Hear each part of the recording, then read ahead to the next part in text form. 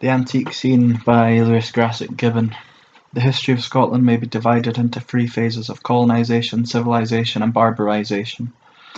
That the last word is a synonym for Anglicisation is no adverse reflection upon the quality of the great English culture. Again and again, in the play of the historic forces, a great civilisation imposed on an alien and lesser has compassed that alien's downfall. Few things cry so urgently for rewriting as does Scots history. In few aspects of her bastardised culture has Scotland been so ill-served as by her historians. The chattering gossip of half the salons and drawing-rooms of European intellectualism hang over the antique Scottish scene, like a malarial fog, through which peer the fictitious faces of heroic Highlanders, hardy Norsemen, lovely Stuart queens, and dashing Jacobite rebels. Those stage ghosts shamble amid the dimness, and mope and mow in their ancient parts with an idiotic vacuity, but a maddening persistence. Modern research along orthodox lines balks with the players, or renames them shyly and retires into footnotes on cult Wasser. Yet behind those grimaces of the romanticised or alien imagination a real people once lived and had its being, and hoped and feared and hated, and was greatly uplifted and loved its children, a new agony of the patriotic spirit, and was mean and bestial, and generous, and sardonically merciful. Behind the posturings of those poltergeists are the lives of millions of the lowly who wiped the sweats of toil from browned faces, and smelt the pour of waters by the Mull of Kintyre, and the winds of autumn in the Grampian Haughs, and the sour, sweet odours of the upland tarns, who tramped in their varying costumes and speeches to the colour and play of the old guild towns, who made great poetry and sang it, who begat their kind in shame or delight in the begetting, who were much as you or I, human animals be deviled or uplifted by the play of the forces of civilization in that remote corner of the western world which we call Scotland. All human civilizations originated in ancient Egypt, through the accident of time and chance and the cultivation of wind barley in the valley of the Nile. They arose in a single spot on the earth's surface that urge in men to upbuild for their economic salvation and the great fabric of civilization. Before the planning of that architecture enslaved the minds of men, man was a free and happy and undiseased animal wandering the world in the golden age of the poets and reality, from the Shetlands to Tierra del Fuego, and from that central focal point in ancient Egypt the first civilizers spread abroad the globe the beliefs and practices, the diggings and plantings and indignations and shadowy revilements of the archaic civilization. They reached Scotland in some age that we do not know, coming to the islands of mist in search of copper and gold and pearls, givers of life. In the fantastic theology that followed the practice of agriculture, they found the Scots lowlands and highlands, waving green into morning and night, tremendous forests, where the red deer belled, where the great bear, perhaps, had still his tracks and his caverns, where wolves howled the hills in great scattering packs, where in that forested land a danker climate than today prevailed, and amid those forests and mountain slopes lived the Gold Age hunters, men perhaps mainly of Magalmosian stock, dark and sinewy, agile, intermixed long ages before with other racial stocks, the stock of Cro-Magnard and Magdalenian, who had followed the ice caps north when the reindeer vanished from the French valleys. They were men naked, cultureless, without religion or social organization, shy hunters, courageous, happy, kindly, who stared at the advent of the first great boats that brought the miners and explorers of the archaic civilization from Crete or southern Spain. They flocked down to stare at the newcomers, to offer tentative gifts of food and the like, and to set on their necks the yoke under which all mankind has since passed. Through the archaic civilization rooted in Scotland, agriculture was learned from the ancient mariners, and with it the host of rites deemed necessary to propitiate the gods of the earth and the sky. Village communities came into being, the first peasants with the first overlords, those priestly overlords who built the rings of the Devil Stones on the high places from Lewis to Aberdeenshire. And the ages came and passed, and the agricultural belts grew and spread, and the smoke of sacrifice rose from 1,000 altars through the length and breadth of the land at the times of seed time and harvest, feast and supplication. They buried their dead in modifications of the Egyptian fashion, in Egyptian graves. There came to them in the slow ebb of the centuries a driftage of agricultural elements from that ferment of civilization in the basin of the Mediterranean. They learned their own skill with stick and stone, presently with copper, and at last with bronze. But until the coming of the makers of bronze, that archaic civilization in Scotland, as elsewhere, was one singularly peaceful and undisturbed. Organised warfare had yet to dawn on the Western world. How it dawned is too lengthy a tale to tell here in any detail. How bands of forest dwellers in the Central European areas, uncivilized, living on the verge of the great settlements of the archaic communities and absorbing little but the worst of their practices, fell on these communities and murdered them with the first great tragedy of the pre-Christian Europe. The ancient matriarchies of the Seine were wiped from existence, and in their place and presently across the Channel came swarming the dagger-armed hosts of the primitive who, never civilized, had become a savage. This was the Celt. We see in his advent in the fragment of sword and buckler that lie ticketed in our museums. But all the tale of that rape of a civilization by the savage, far greater and infinitely more tragic than the rape of the Roman Empire by the Goth, is little more than a faint moan and murmur in the immense Caphens of near history. In Scotland, no doubt, he played his characteristic part, the Celt, coming armed on a peaceful population, slaying and robbing and finally enslaving, establishing himself as king and overlord, routing the ancient sun-priests from the holy places and establishing his own devil-haunted, uneasy myths and gods through the efforts of the younger sons. From Berwick to Cape Wrath, the scene for 200 years must have been a weary repetition, year upon year of invasion and murder, inversion and triumph. When Pythias sailed the Scottish coasts, it is likely that the Celt had triumphed almost everywhere. By the time the Romans came raiding across the English neck, Scotland was a land of great barbaric Celt tribes, armed and armoured, with a degenerate bastardized culture and some skill in war and weapon making. It was as capable of producing a ferocious soldiery and a great military leader like Calgacus, as it was incapable of a single motif in art or song to influence the new civilization of the European world. Yet that culture of those Picts or painted men, those Caledonians whom the Romans encountered and fought and marvelled upon, it is doubtful if a single element of any value had been contributed by the Celt. It is doubtful if the Celts ever contributed a single item to the national cultures of the countries miscalled Celtic. It is doubtful for the best reasons. There is no proof that the Celts invading Britain came in any great numbers. They were a conquering military caste, not a people in migration. They imposed their language and their social organisation upon the basic Maglemosian Mediterranean stock. They survived into remoter times, the times of Calgacus, the times of Kenneth MacAlpin, as nobles and aristocracy on horseback. They survive to the present day as a thin strand in the Scottish population. Half Scotland's landed gentry is by descent Normanised Celt, but the Celts are a strain quite alien to the indubitable and original Scot. They were and remain one of the greatest curses of the Scottish scene, quick, avaricious, unintelligent, quarrelsome, cultureless and uncivilizable. It is one of the strangest jests of history that they should have given their name to so much that is fine and noble, the singing of poets and the fighting of great fights, in which their own actual part has been that of a gaping, unintelligent audition or mere carrion bird-raiding. The first modification of the basic Pictish stock did not occur until towards the end of the 6th Christian century, when its Northumbrian Angles flowed upwards, kingdom-building, as far as the shores of the Firth of Forth. They were a people and nation in transit. They exterminated or reduced to village the Celt-led Picts of those lands.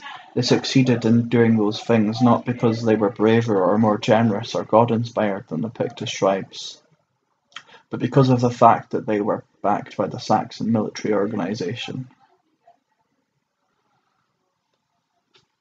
Their weapons were better, and apparently they fronted a congeries of warring tribes,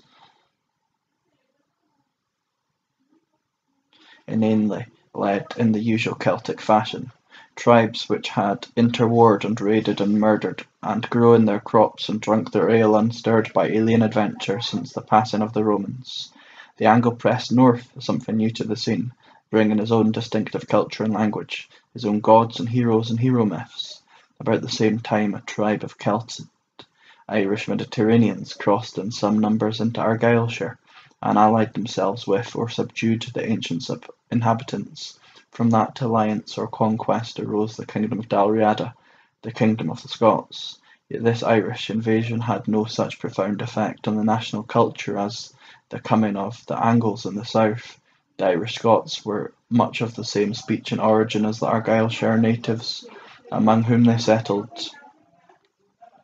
With the coming of the Angles, indeed, the period of colonisation comes to a close. It is amusing to note how much modern research disposes of the ancient fallacies which saw Scotland overrun by wave after wave of conquering, colonising peoples. Scotland was colonised only twice, once fairly completely, once partially. The first time when the Maglemosian hunters drifted north in hunting, happy-go-lucky migration. The second time when the Angles lumbered up into Lothian. The Celt, the Scot, the Norseman, the Norman were no more than small bands of raiders and robbers. The peasant at his immemorial toil would lift his eyes to see a new master installed at the broch, at the keep, later, the castle, and would shrug the matter aside as one of indifference, turning with the rain in his face to the essentials of existence, his fields, his cattle, his women in the dark little aired earth house. The 300 years after that most simultaneous descent of Scot and Angle on different sectors of the Scottish scene is a tangle of clumsy names and loutish wars. Kings bickered and bred and murdered and intrigued, armies marched and counter-marched and perpetuated heroisms now dust and nonsense, atrocities, the dried blood of which are now not even dust. Christianity came in a number of guises, the Irish heresy, the chill blink of light in its coming. It did little or nothing to alter the temper of the times. It was largely a matter of politics and place-seeking. Columba and John Knox apart, there is no ecclesiastic in Scots history who does not but show up in the light of impartial research as either a posturing ape rump-scratching in search of soft living, or as a moronic dullard hag-ridden in the grisly transplanted fears of the Levant. The peasant merely exchanged the bass chanting of the Druid in the pre-Druid circles for the whining hymnings of priests in wood-built churches and turned to his land again. But presently, coastwise, north, west, and east, a new danger was dragging him in reluctant levies from his ancient pursuits. This was the coming of the Norsemen. If the Celts were the first great curse of Scotland, the Norse were assuredly the second. Both have gathered to themselves in the eyes of later times qualities and achievements to which the originals possessed no fragment of a claim. The dreamy, poetic, God-moved Celt we have seen as a mere Chicagoan gangster, murderous, avaricious, culturally sterile, a typical aristocrat, typically base. The hardy, heroic Norseman uncovers into even sorrier reality. He was a farmer or fisherman, raiding in order to supplement the mean livelihood he could draw from more praiseworthy pursuits in the Norwegian fjords. The accident of his country lying at the trans-Baltic end of the great transcontinental trade route had provided him with the knowledge of making steel weapons in great number and abundance.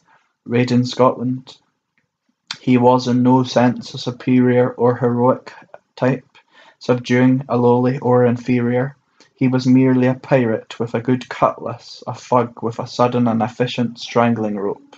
Yet those dull, dyspeptic, whey-faced clowns have figured in all orthodox histories as the bringers of something new and vital in Scotch culture, as an invigorating strain, a hard and splendid ingredient. It is farcical that it should be necessary to affirm at this late day that the Norseman brought nothing of any permanence to Scotland other than his characteristic gastritis. Yet that Cutlass carved great sections from Scottish coasts. Presently all the Western Isles had suffered a profound infiltration of the thin, mean blood of the northern sea raiders. In the east the attacks were almost purely burglarious.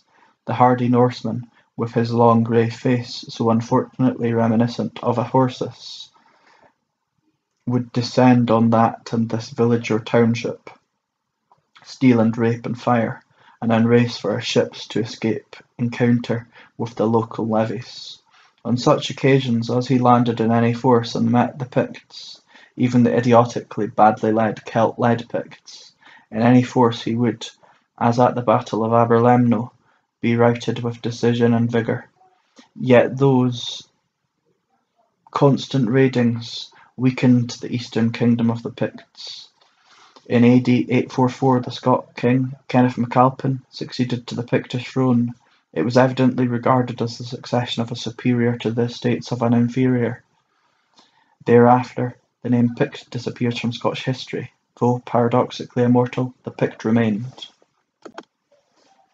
From 1034, when Duncan ascended the Scottish throne, until 1603, when James VI ascended the English throne, Scotland occupied herself willy-nilly in upbuilding her second and last characteristic civilization. Her first, as we have seen, was that modification of the archaic civilization which the Celts overthrew.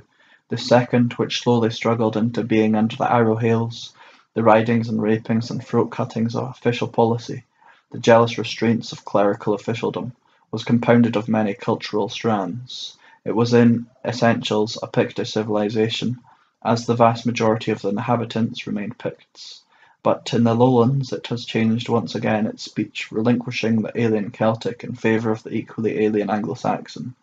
The exchange was a matter of domestic policy, a febrific historical accident hinged on the bed-favours, wrung from his consort by the hen-pecked Malcolm Canmore.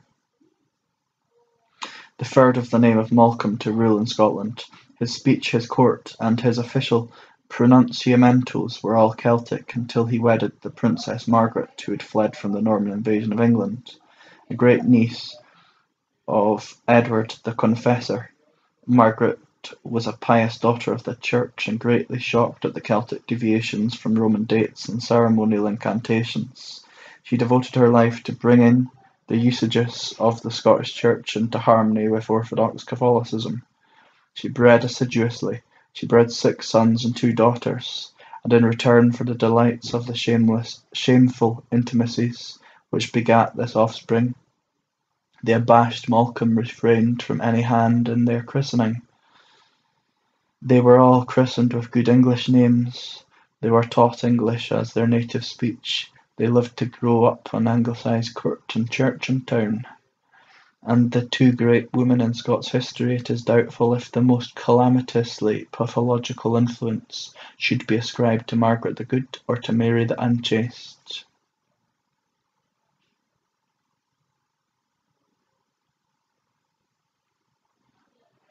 Yet this Anglicisation was a surface Anglicisation. English speech and English culture alike were as yet fluid things. It meant no cultural subjection to the southern half of the island. It begat a tradition, a speech, an art, and a literature in the southern half of Scotland, which were set in an Anglo-Saxon, not an English mould, but filled with the deep spiritual awarenesses of the great basic race which wielded this new cultural weapon, as once it had wielded the Celtic.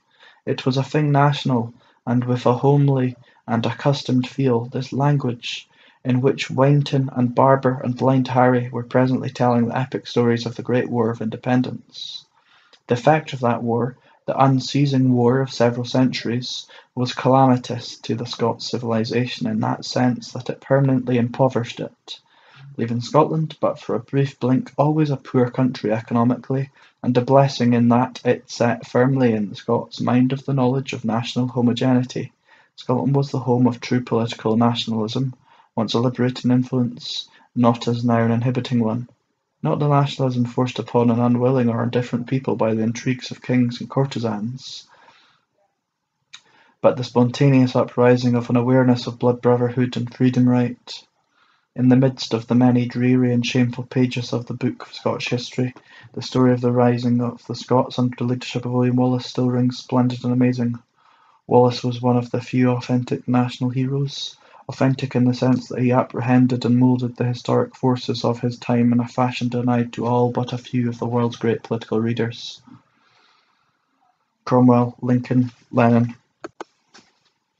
It was 1926. It was 1296. Scotland. After a dynastic squabble on the rights of this and that boorish noble to ascend the Scottish throne, and there cheat and fornicate after the divine rights of kings, had been conquered, dismembered, and ground in the mud by Edward the First of England. He did it with a cold and bored efficiency, as a man chastising and chaining a slobbering, yelping cur. Then he returned to England, and the chained cur suddenly awoke in the likeness of a lion. The instinct of the Scottish people, wrote John Richard Green, has guided it right in choosing Wallace for its national hero. He was the first to assert freedom as a national birthright. His assertion roused Scotland. The peasants flocked to his standard suddenly, and for perhaps the first time in Scots history stirred beyond their customary indifference over the quarrels of their rulers. Here was something new, a leader who promised something new. Nor did he only promise. Presently he was accomplishing. At the head of a force that bore the significant title of the Army of the Commons of Scotland, Wallace met and routed the English in pitched battle at Cambuskeneth Bridge in 1297, was offered the crown of Scotland, refused it, and instead was nominated Guardian of Scotland, a great republican with the first of the great republican titles, albeit he called himself a royalist. For a year, it seemed his cause would sweep everything before it. The laggard nobles came to join him. Presently the army of the Commons of Scotland was being poisoned by the usual aristocratic intrigues, though still the troubled peasants and townsmen clung to their faith in the Guardian. Then news came that Edward in person was on the march against Scotland. Wallace assembled all his forces and met the invader at Falkirk. The Scots cavalry, noble recruited, noble red, strategically placed to fall on the ranks of the English archers, and rout them at the crucial moment, fled without striking a blow. Wallace's great schiltroons of heroic peasant spearmen were broken and dispersed. Wallace himself sailed for France, seeking aid there for his distracted country.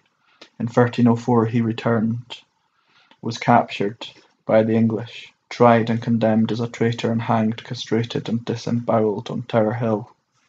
This judicial murder is one of the first and most dreadful examples of that characteristic English frightfulness wielded throughout history against the defenders of alien and weaker peoples.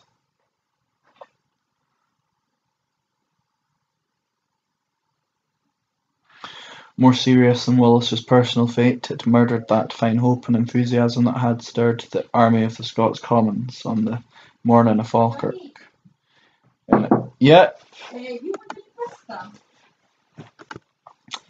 Right, where was I? More serious than Wallace's personal fate, it murdered that fine hope and enthusiasm that had stirred the army of the Scots Commons on the morning of Falkirk. In a kind of despairing hatred, not hope, the Scots people turned to support the rebellions of the various shoddy noble adventurers, who now raised the standard against the English. By intrigue, assassination, and some strategical skill, one of those nobles, Robert the Bruce, had presently disposed of all his rivals, had himself crowned king, and after various reverses and flights and hidings and romantic escapades in company with spiders and lorn loons, succeeded in routing the English at the Battle of Bannockburn. With that victory the Scots royalties came to their own again, however little the Scots Commons. Yet in the succeeding centuries of wars and raids, dynastic begettings and dynastic bloodlettings, the Commons of Scotland showed a vigour, both un-English and un-French, in defence of the rights of the individual. Villenage died early in Scotland. The independent tenant-retainer came early on the scene in the Lowlands. In the Highlands, the clan system, ostensibly aristocratic, was never so in actuality. It was a communistic patriarchy. The relation of the chief to his meanest clansman, in the relation of an elder blood brother, seldom of a noble to a serf. The guildsmen to the towns modelled their policies on those of the Hansa cities and Augsburg, rather than on the slavish subservience of their contemporaries in England.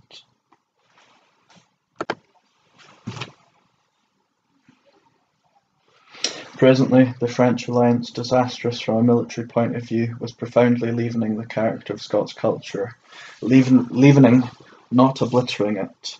Scots built and carved and sang and wrote with new tools of technique and vocabulary to hand. The Scots civilization of the 15th and 16th centuries absorbed its great cultural impulses from the continent. As a consequence, Scots literature in the 15th century is already a great literature, while in contemporary England there is little more than the maundering of a poe-tasting host of semi-illiterates. Despite the feuds and squabbles of noble and king, there came into being a rude plenty in Scotland of the 15th and 16th centuries. The reign of James IV was economically and culturally the golden age of the great Scots civilization. Its duration was brief and its fate soon. That which had overtaken the golden age of the happy picked hunters 3,000 years before.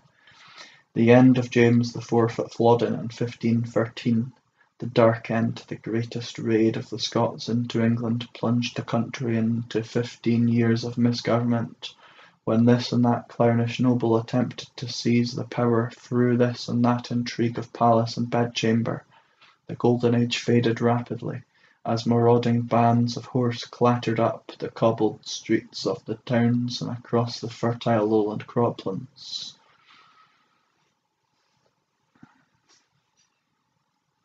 By the time of the 5th James assumed the power, Scotland was a distracted country, the commons bitterly taxed and raided and oppressed, the ruler in castle and keep a gorged and stinking carrion crow. James, the commons' king, the one heroic royalty in Scots history, faced a hopeless task with the broken and impoverished commons, but half awareness of his championship. He put down the nobles with a ruthless hand, defied the monk-murdering Henry VIII of England, established the Court of Session and the Supreme Court of Justice. He might well have re-established the economic prosperity of his father's reign, but for the English invasion of the country in 1542. The nobles refused to join the army he raised. The pitiful church army routed at Solway Moss. Dying at Falkland Palace a few days later, James's Scotsman, as he has been well called, heard of the birth of a daughter. "It cam well, lass, and 'twill gang well, lass," he said, speaking of perhaps of his own dynasty, unforeseeing the fact that it was the Scots civilization itself that daughter was to see in early eclipse. That eclipse was inaugurated by the coming of the tumultuous change in Christian ritualism and superstitious practice dignified by the name of Reformation. Into its many causes in Western Europe there is no need to enter here. Nobles hungered to devour church lands. Churchmen were often then, as later, cowardly and avaricious souls. The church then, as so often, seemed intellectually moribund, a dead weight lying athwart the minds of men. So, in apparent dispute as to the correct method of devouring the symbolic body of the dead god, symbolically slain, hell was let loose on the European scene for a long 200 years. Men fought and died with enthusiasm in the cause of ceremonial cannibalism. In Scotland, the reforming party had been growing to power even in the age of the 5th James. During the long minority of his daughter, Mary Queen of Scots, it was frequently in possession of the reign of power. In 1557 it gathered together its forces and signed a national convention for the establishment of the Reformed faith. 3 years afterwards, the ecclesiastic John Knox returned from a long exile in England and on the continent, Knox had served as a slave on the French galleys for 18 months after the assassination of Cardinal Beaton in 1546. He had definite and clear beliefs on the part of the Reformation must play in Scotland, and in the years of his exile he had wandered from haunt to haunt of the European revolutionaries, much as did Lenin in the first decade of the 20th century, testing out his own creed in converse and debate with Calvin and the like innovators. Once again a Scotsman had arisen capable of apprehending the direction of the historic forces, and determined to enchannel those for the benefit of a common Scotland. The nauseous character of his political allies in Scotland did not deter him from the conflict. In the triumphant Parliament summoned at 1560, the Protestants under his direction established the Reformed Church, forbade the Mass, and practically legalised the wholesale seizure of church property. Knox's intentions with regard to the disposal of that property were definite and unshakable. It would be used for the relief of the poor, for the establishment of free schools, for the sustentation of a free people's priesthood. But though he had foreseen the direction of the historic forces thus far, history proved on the side of his robbing allies, not on his. The Covenant left the Commons poorer than ever, and Knox an embittered and sterile leader, turning from his battle in the cause of the people to sardonic denunciations of the minor moral lapses of the young Queen. He was a leader defeated, and history was to ascribe to him and his immediate followers, and with justice, blame for some of the most terrible aberrations of the Scots spirit in succeeding centuries. Yet Knox himself was of truly heroic mould.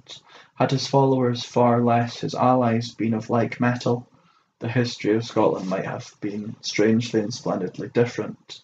Depose him against the screen of antique time as an inhibition-ridden neurotic, as is the modern fashion, who murdered the spirit and hope of an heroic young queen, is malicious distortion of the true picture. The heroic young queen in question had the face, mind, manners, and morals of a well-intentioned but hysterical poodle. Her succession by the calamitous 6th James, who was summoned to the English throne in 1603, was the beginning of the end of the Scots civilization. That end came quickly. Not only had temporal power moved from Edinburgh to London for at least a while, but the cultural focus had shifted as well. There began that long process of barbarization of Scots mind and culture, which is still in progress. Presently it was understood to be rather a shameful thing to be a Scotsman, to make Scots poetry, to be subject to Scots law, to be an inhabitant of the northern half of the island. The diffusionist school of historians holds that the state of barbarism is no halfway house of progressive people towards full and complete civilization. On the contrary, it marks a degeneration from an older civilization, as savagery is the state of a people absorbing only the poorer elements of an alien culture. The state of Scotland since the union of the crowns gives remarkable support to this view, though the savagery of large portions of modern urbanized population had a fresh calamity, the Industrial Revolution, to favour it. Yet though all art is no more than the fine savour of the essence of the free life, its decay and death in Scotland was no real mark of the subjection and decay of the free Scottish spirit. It was merely a mark of that spirit, the anguished travail that has not yet ceased. Presently, gathering that unquenchable force into new focus, came the Covenanting times, the call of the Church of Knox to be defended as the Church of the Commons of the people bitterly assailed by noble and king. That the call was justified we may doubt, that the higher councils of the Church government themselves were other than sedulously manipulated tyrannies in the hands of the old landed Celtic gentry may also be doubted. But to large sections of the lowland Scots the covenant was not so much a sworn bond between themselves and God as between their own souls and freedom. They flocked to its standards in the Second Bishops' War. They invaded England. For a time the Covenanting Scots army at Newcastle dictated English policy, ruled England and almost imposed on it presbytery. Thereafter, in the sway and clash of the Parliamentarian wars, it suffered collapse under the weight of its own prosperity and rottenness. Cromwell forcibly dissolved the General Assembly of the Scots Church in 1653, incorporated Scotland in the Commonwealth and marched home, leaving a country under English military governance. A country chastised and corrected, but strangely unbroken in spirit. Scotland and the Scots, after a gasp of surprise, accepted Cromwell with a weary trust. Here and again, as once in those brief days when the standards of the Guardian of Scotland unfurled by Stirling Brig was something new on the Scottish scene, English-inspired, but new and promising. If they laboured under dictatorship, so did the English. But if their nobles were proscribed and persecuted, so were the English. If the frontier was down, trade with England and the English colonies was free. It was a glimpse of the greater republicanism, and it faded almost before Scotland could look on it. The second Charles returned and enforced the episcopacy on the Scots, and from 1660 until 1690 Scotland travailed in such political terror as has few parallels in history. The People's Church gathered around it, the peasants, especially the western peasants, in its defence. At Rullian Green the Covenanting army was defeated and an orgy of suppression followed. Covenanters were tortured with rigour and a sadistic ingenuity before being executed in front of their own houses in sight of their own womenfolk. In the forefront of this business of oppression were the Scots nobles led by Graham of Claverhouse, Bonnie Dundee. This remarkable individual, so much biographied and romanticised by later generations, was both a sadist and a criminal degenerate. He was one in a long train of the Scots nobility. He had few qualities to recommend him. His generalship was poor and his strategy worse. Torturing unarmed peasants was the utmost reach of statesmanship ever achieved by this hero of the Romantics. Where he met an army, even a badly organised army as at Drumclog, he was ignominiously defeated and fled with the speed and panic of the thin-blooded pervert that he was. His last battle, that of Killiecrankie, he won by enlisting the aid of the Highlanders against those whom they imagined to be their enemies. His portrayed face has a rat-like look in the mean, cold eyes. His name has a sour stench still in the pages of Scottish history. That last battle of his marked almost the end of the church persecutions. The Kirk of Scotland emerged with the Revolution from its long night into a day of power and pomp. So doing, following an infallible law of history, it shared the enthusiasm and high loyalty of all generous souls. From 1690 onwards, the history of the churches in Scotland is a history of minor and unimportant brawling and questions of state support and state denunciation. It is an oddly political history, reflecting the dreary play of politics up to and after the union of the Parliaments, the union which destroyed the last outward symbols of the national civilization. Whatever the growing modern support for repudiation of that union, it is well to realise that the first tentative moves towards it came from the side of the Scots Parliament, if not of the Scots people. As early as 1689, the Scots Parliament appointed commissioners to treat for an incorporating union, though nothing came of it. Scottish trade and Scottish industry was very desperately hampered by the English Navigation Act, in which Scots were treated as aliens, and also by the fact that the Scots lacked any overseas dominion on which to dump their surpluses of wealth and population. Though indeed, except in the farcical economics of that time, ours are no less farcical, they had surpluses of neither. The first attempts at union came to nothing. The the Scots turned their energies to founding a colony in Darien. The attempt was disastrous. The Spaniards, already in possession and aided and abetted by powerful English influences, beat off the settlers. News of the disaster killed among the Scots people any desire for union with the old enemy. Nor indeed did they ever again support it. The union was brought about by as strange a series of intrigues as history is aware of. England ingeniously bribed her way to power. There was little real resistance in the Scots Parliament except by such lonely figures as Fletcher of Saltoun on May 1st, 1707. Scotland officially ceased to be a country and became that part of the United Kingdom, North Britain. Scotsmen officially ceased to be Scots and became Britons, presumably North Britons. England similarly lost identity, impatiently, on a scrap of paper. But everyone knew, both at home and abroad, that what really had happened was the final subjugation of the Scots by the English, and the absorption of the northern people into the polity and name of the sovereign. There was a smouldering fire of resistance.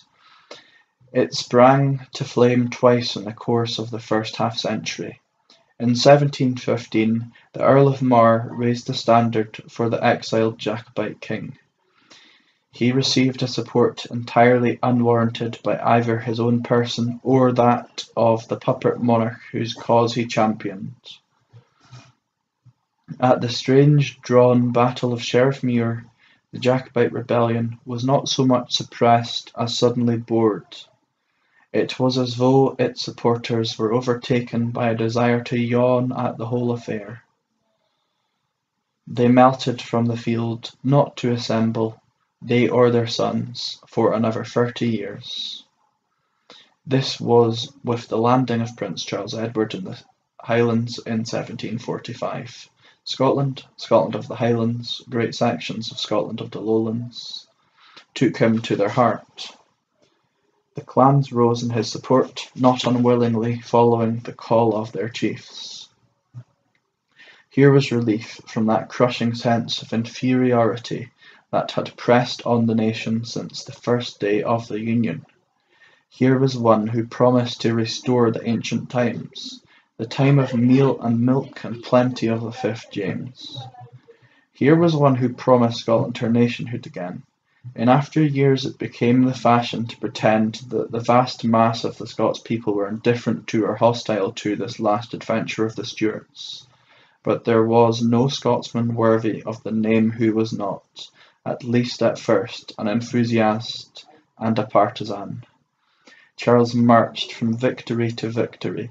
Presently he was marching across the borders with an ill-equipped army of Highlanders and Lowland levies, seeking the support promised him by the English Jacobites. He sought it in vain. To the English Jacobite, to all the English, it was plain that here was no exiled English king come to reclaim his throne. Here was something long familiar in wars with the northern enemy, a Scots army on a raid.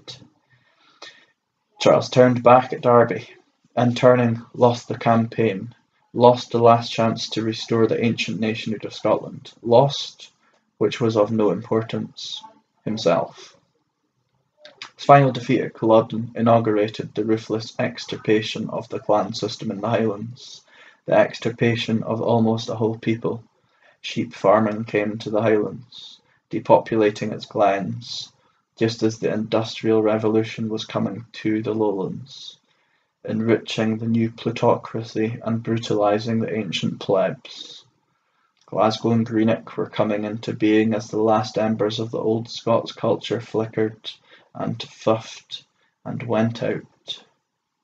There followed that century and a half which leads us to the present day, a century through which we hear the wail of children in unending factories and in night-time slums, the rantings of place-seeking politicians, the odd chirping and cackling of the bastardized Scots romantic schools in music and literature.